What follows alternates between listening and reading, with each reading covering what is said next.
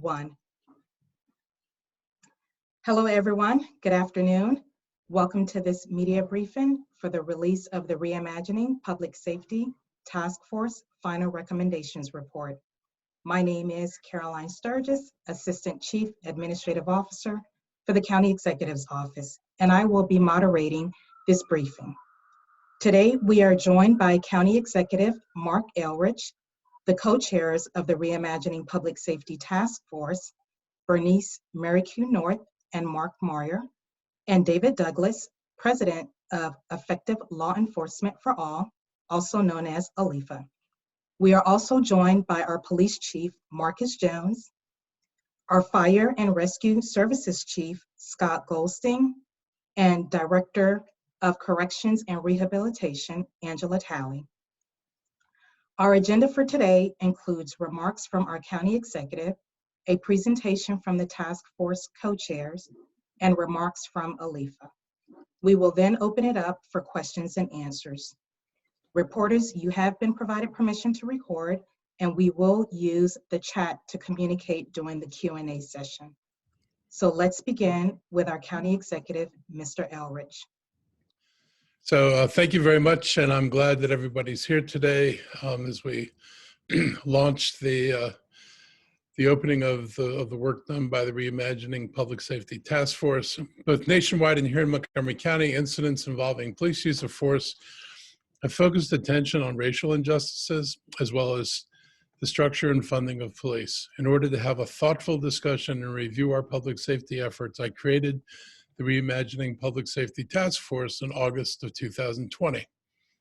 The Reimagining Public Safety Task Force consists of 45 community members who represent the diversity of Montgomery County. They worked with 35 county staff and organization representatives and others tasked with developing recommendations that address policing practices and programs that lead to racial injustices. This work is vital as we're collectively aiming toward creating a safer community that is responsive to all county residents and creating an atmosphere where all county residents feel safe and frankly feel equally treated. I asked the task force to be bold in reimagining ideas, including what kind of police department we envision and what investments we want to make in our community. I've received the report and I find it thoughtful, thorough, and balanced. Some of the recommendations are simple and we can act quickly on them. Others are aspirational, requiring more time to work through how they can be implemented. And I can tell you that when you read this report, you actually see different views and ideas that weren't necessarily the views of the majority. So I'm really appreciative of creating a report where you can actually see the depth of opinions on some of these issues, because some of these issues were not cut and dried for anybody. So I'm glad the report reflects that.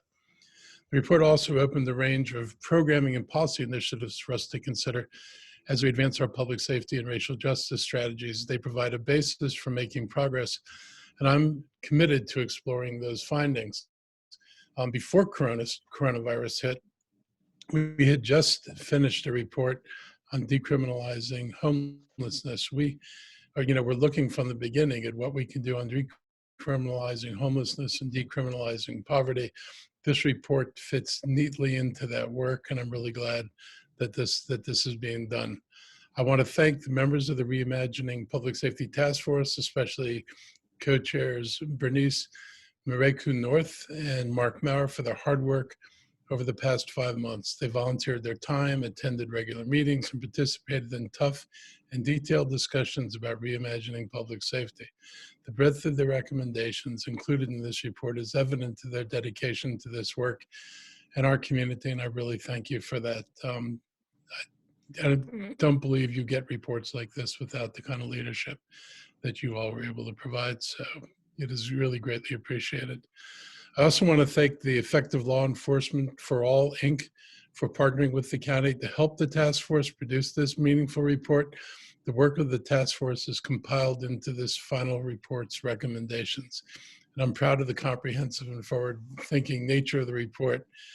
And this is the beginning of the work on public safety. It's a critical step. It's the critical first step in a series of coordinated efforts between the county government and communities to rethink and reshape how we deliver services in a more equitable and more just manner. I'm inspired by the efforts of the task force, and my administration is committed to continuing the transformative work of public safety in Montgomery County by advancing the goals of this report. I think you've laid out an excellent blueprint. You've given us a menu of options. I'm really happy that I have something solid to work with like this. So I'm excited to be here from the public, and I hope the public is as engaged as I am in wanting to know what are the recommendations of the task force and where do we go from here.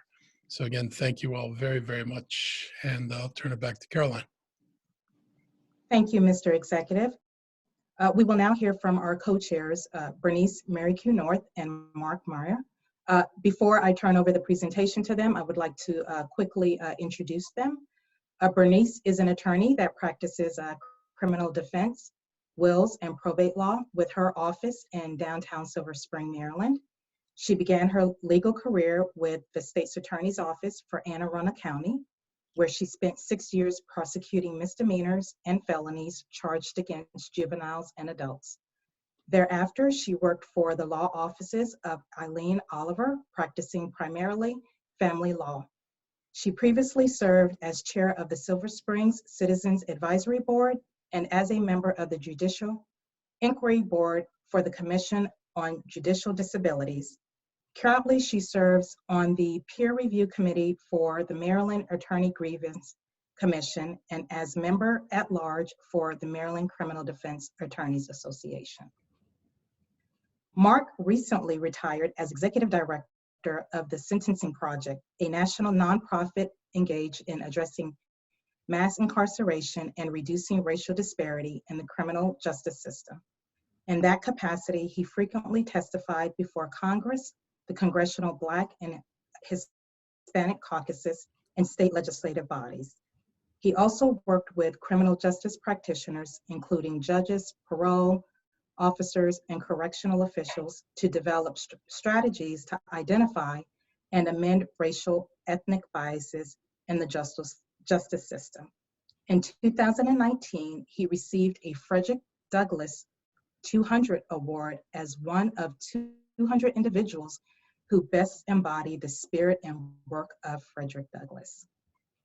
With that, I will turn over the presentation to Mark and Bernice. Give me a moment to present it.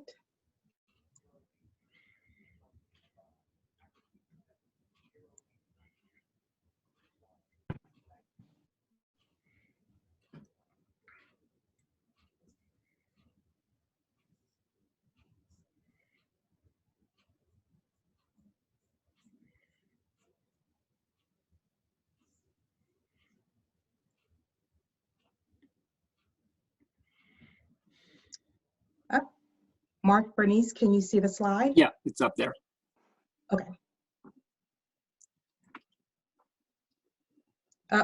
Bernice, if you're speaking, yes, you're on mute. Got it. I unmuted myself. Good afternoon, everyone. I'm Bernice Mary Q. North, co-chair of the Reimagining Public Safety Task Force, and it has been a pleasure serving along with Mark Maurer in this capacity, along with the 79 other task force members, about 46 community members during this whole process. And this report is really a combination of a passion project for everybody. As we all know, the death of George Floyd in Minneapolis was really a national outcry to have local jurisdictions reimagine what public safety looks like. And the members of this group really took that to heart. There are going to be recommendations that are really thinking outside the box. There's so many recommendations that are going to be based on the data that we've seen on a national level, as well as the local circumstances we've dealt with in Montgomery County, especially regarding police-related deaths. So this work is really, again, the embodiment of everything that's happened in the last 5 months and our reaction to seeing racial justice in law enforcement and in public safety in general. Next slide.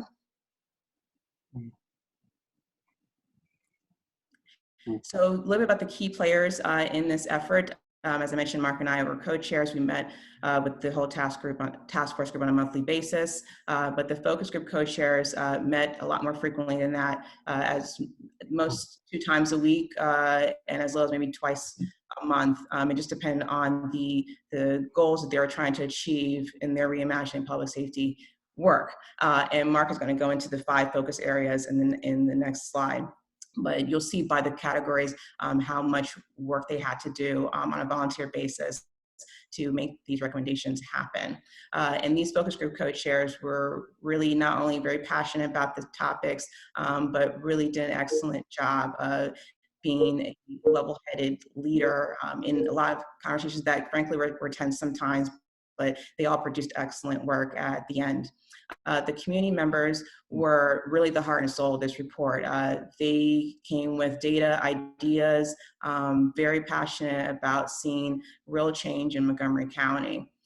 And the county representatives, while they were technically members of the task force, they were there providing information only. So the report that you will read, and there's approximately 87 recommendations, but the full report is really an embodiment of the voices of the community. The representatives, including the police department, county agencies, union reps, were there to provide information, some insight as we were navigating the recommendation process.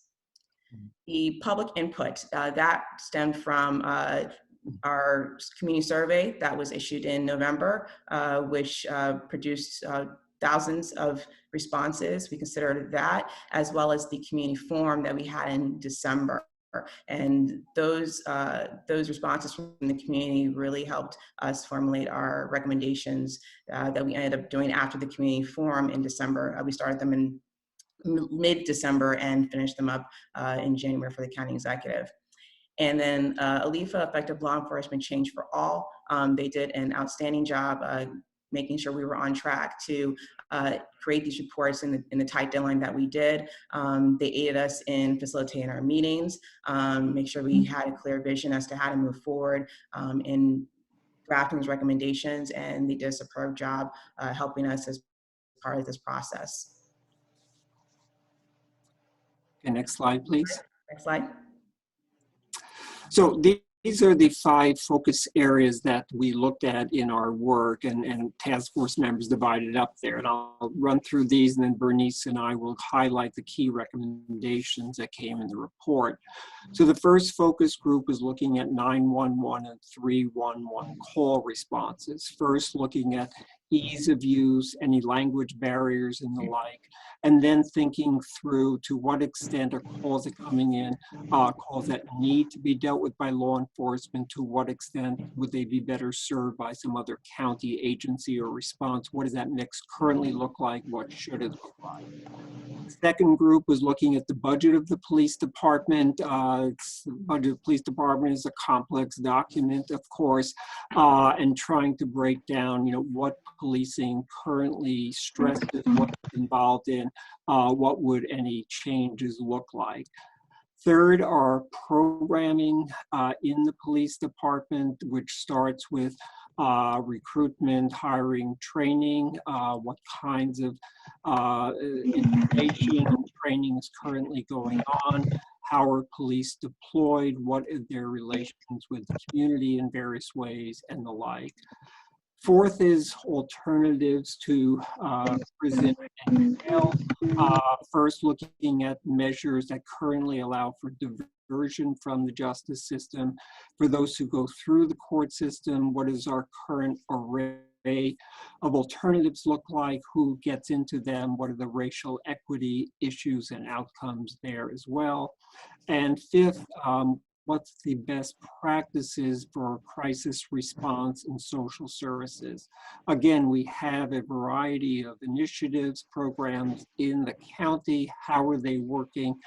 Which ones could be expanded? Is there a need for new initiatives and the like? And overall, I think we approach this with the understanding that we have a very engaged police department. We are a relatively wealthy county with a range of social service programs, and yet we're still plagued by issues of racial disparity and recidivism and the like. And so the question is, how do we develop a more effective and racially just public safety agenda? Now, next slide, we'll move to recommendations. Bernice. So these key recommendations don't necessarily reflect that every single person in the task force agreed. These recommendations reflect a synergy that we saw among all 5 focus groups among the 87 recommendations that exist in the report. So we divide up into 4 main areas. The first one, shifting responsibilities from police to county agencies and community organizations. For one, we saw quite a few recommendations regarding developing an ecosystem of county agencies and other organizations working together, like Cahoots and Crisis Now, for example. So we found that Montgomery County has a plethora of excellent organizations and agencies that are working to achieve the goals to meet the needs of the community, but they're not all working together.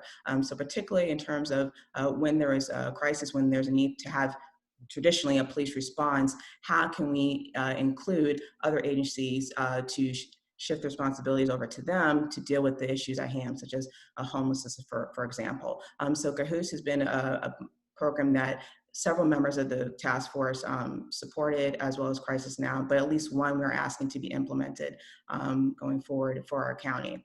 The next one, triage of the calls of service. For one, we had several conversations, especially in focus group 1, regarding language access issues, and because such a diverse county, we want to ensure that the current policies regarding what happens if someone non-English speaking calls is an effective communication. We want to have that looked at, as well as determining whether there's any extra training or resources needed to make sure that 911, 301 callers effectively handle non-English speaking callers.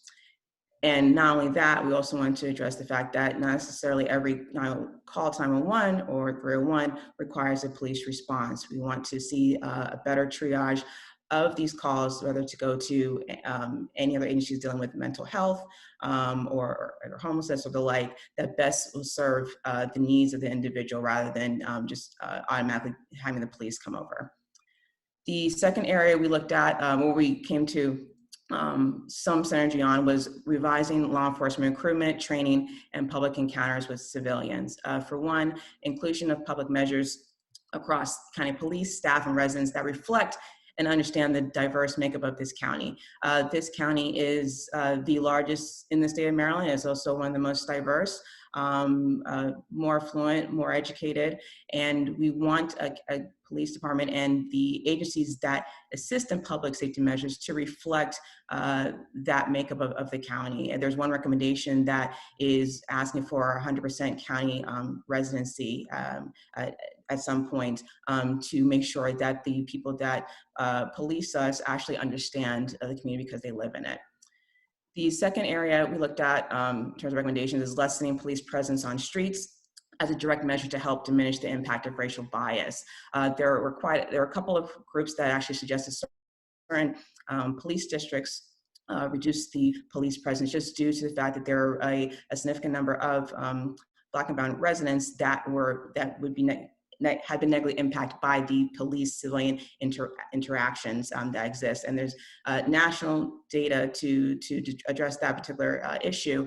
And several other groups wanted to really be bold and reimagine public safety and find a way to reduce the presence in these particular districts, as well as automating traffic enforcement to reduce the opportunities for police to have contact with civilians in traffic stops. The LOL report was heavily relied on regarding the disproportionate impact on minorities in Montgomery County when it comes to traffic stops. So that was heavily considered in making this recommendation to lessen police presence.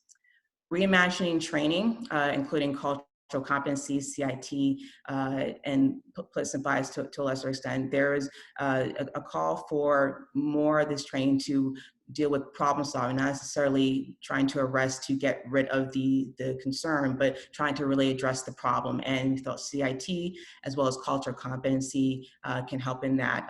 We did address implicit bias, but there were some members of the group that felt, implicit bias alone is not going to solve the problem. There's data and stories out there about that.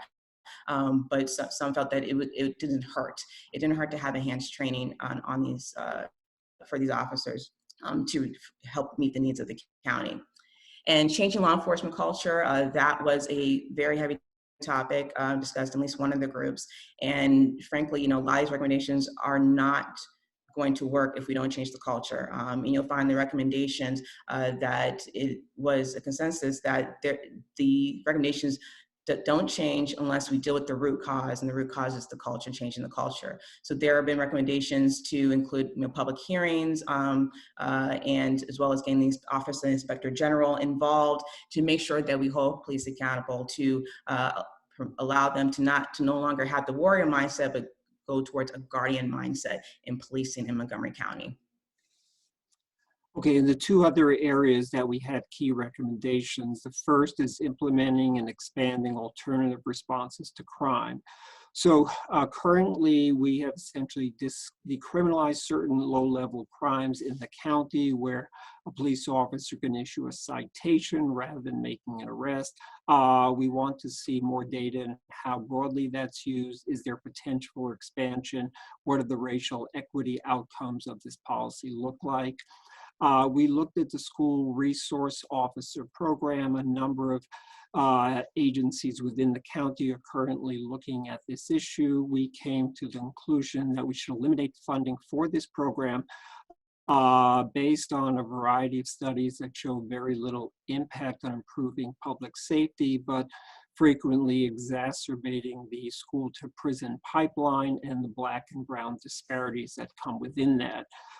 Importantly, we also noted that the eliminating the SRO funding has to come with two other pieces. First, there's state law that requires a certain type of police and school interaction engagement. So anything that would change would need to be in compliance with that. And secondly, we think these schools would be better served by using resources currently going to policing to counselors, social workers, problem solvers instead. So we need to deal with behavioral issues in school.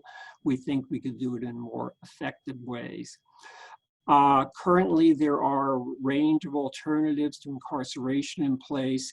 We would like to see the county dig deeper to assess to what extent they're providing actual alternatives to jail and prison. What are the financial outcomes? What are the racial, ethnic outcomes of that? Is there potential for expansion, looking at the criteria used for engagement, involvement in these programs? Then on traffic enforcement, as Bernice mentioned, to what extent is it possible to extend automatic enforcement of traffic infractions? There will always be some direct police engagement as they witness serious traffic violations, but can we shift more of this automatically to lessen the harm that may come out of traffic stops? And finally, the last set of recommendations has to do with collecting and analyzing data. There's no shortage of data nationally and within Montgomery County that documents severe racial disparities in the justice system, but we also have ongoing debates about the source of those disparities. Some would say this is all about socioeconomic issues outside the justice system. Some would say there's structural racism both in society and within the court system. Some would say this is individual bias by practitioners in the justice system. Unless we have detailed data, it's going to be impossible to know where we should put our resources to try to address these problems. And addressing it means heads of police department, probation departments, many others need to be looking at how their decision-making is contributing or not contributing to disparities, other positive outcomes. So we have some good data available. There needs to be more if we really want to see how public safety is produced right now. So I think that's a sampling of the key recommendations we have in the report of the 87 in total. I would just say the rest of them generally fall within one of these 4 categories, but these are in many ways the most critical in terms of their potential for change and their potential for dealing with both public safety and racial justice. So thank you.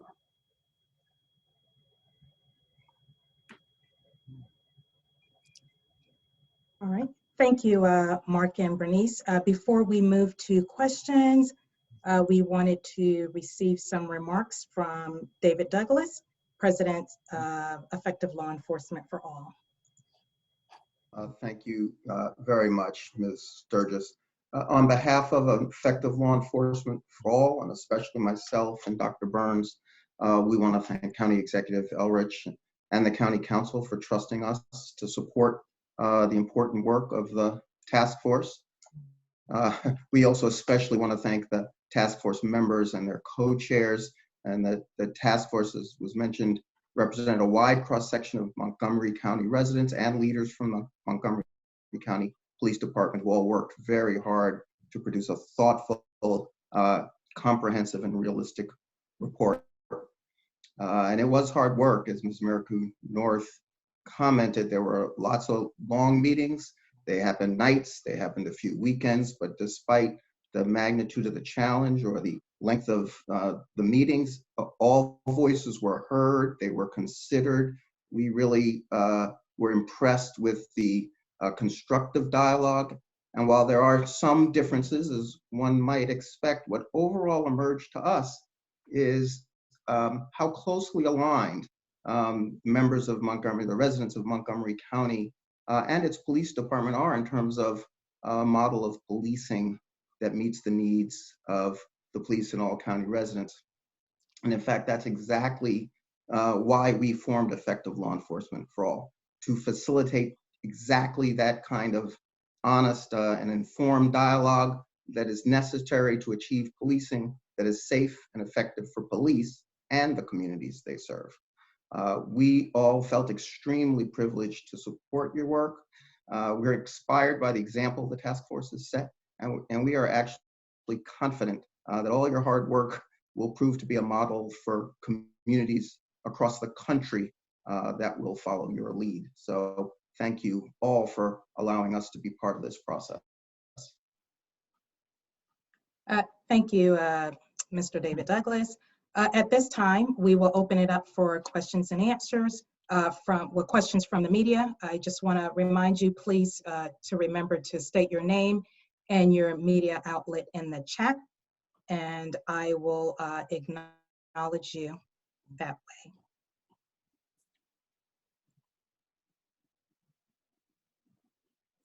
Or you may raise your hand. So.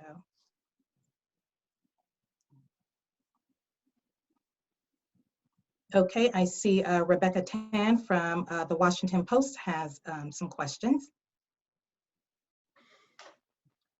Hi, thank you. County Executive Elrich, you said that there was some measures that are easy to act upon and that your office is considering doing in the shorter term. Can you say what these are?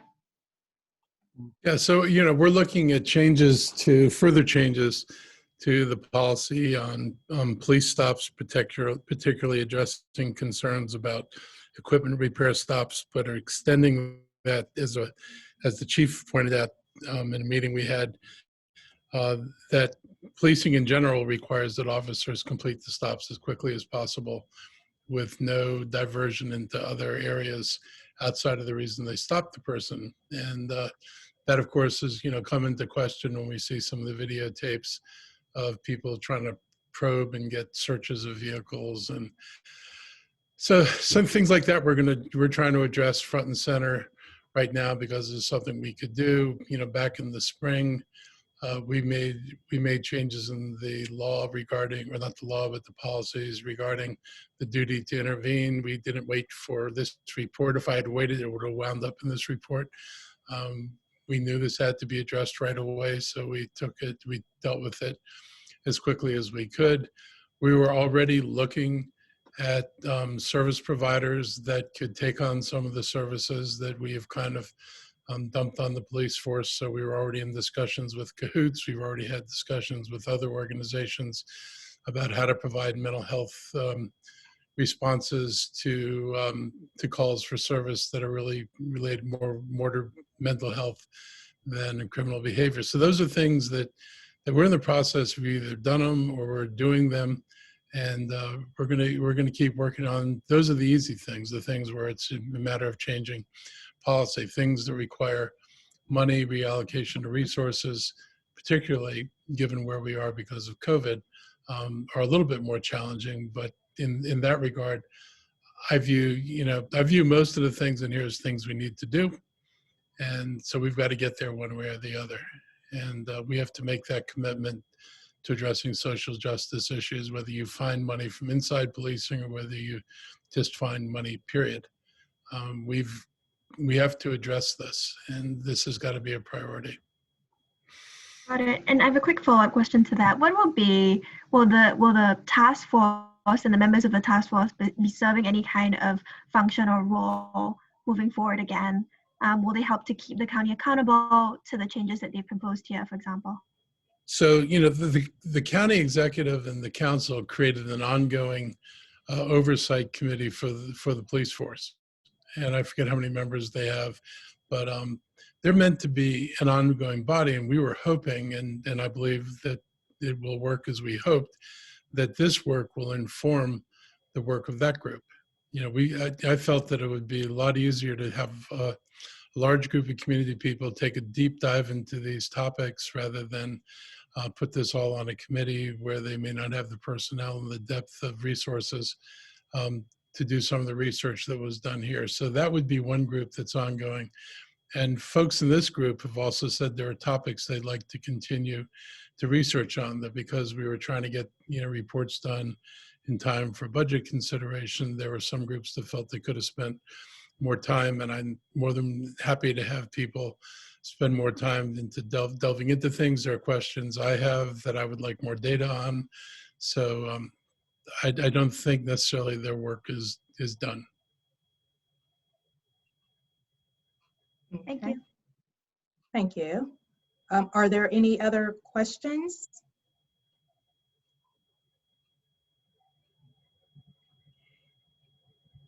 Checking the chat. I don't see any hands raised.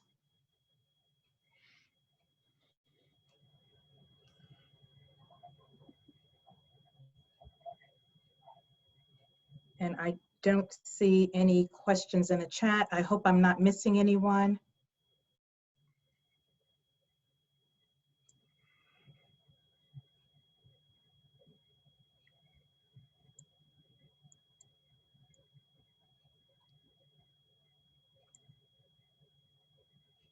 Okay.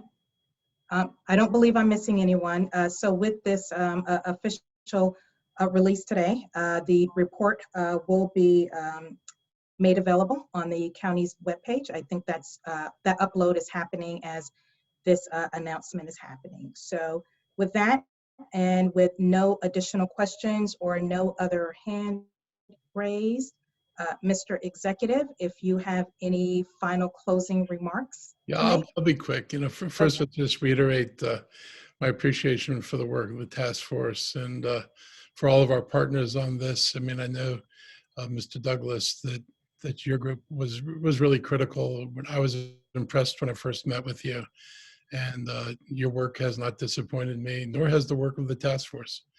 I feel that I got honest recommendations from people who wrestled with difficult discussions. And I think some of the discussions were sufficiently difficult, and I would not have expected discussions like this to be easy. So when people told me these were hard and sometimes uncomfortable, you can't talk racial equity without triggering, some discomfort at times. So I'm glad we did it. And I'm really appreciative of this report. I've got a lot to work with. I think I've got a frame in which I can develop, programs that are both immediate and midterm. I'm hoping none of this is long-term. I think social justice has been a long time coming, and telling people that it could be a long time before we deal with this would just be kind of insult to injury. So we will deal with these as expeditiously as we can. We're going to collaborate with the local and state governments and the federal levels to help address some of the changes that are needed. Some of them actually are changes that need to occur at the state level, for example. So we'll work on that as well. And we're going to continue to engage the community in this discussion and the police in this discussion. I know, you come from a background of being inclusive in this, and we really want, an evolution in the county. And an evolution means that, I expect that our police department becomes part of this. I understand what it means to be in an institution and be in an institution for a long time and have the expectations, but sometimes institutions need to change. It's not always easy, but it's often necessary. And so I'm hoping that people take a deep breath and get down to the work of doing this. And we'll all discover that after some initial concerns about how hard this might be, we'll discover that we have more in common than we have different, and we'll be able to move this stuff forward. Thank you so much, Mr. County Executive. I also want to thank our co-chairs, Mark and Bernice. Thank you, David, for joining us. Thank you, Dr. Burns, as well as the police chief and fire chief and director of DOCR. Thanks to everyone, all of the media for being here and joining us today and hearing our release. Ohene has posted the location of the report in the chat session, so I hope you'll find the time to read the report. Once again, thank you so much for your time, and that concludes our briefing today. Thanks all. Thank you. Thank you.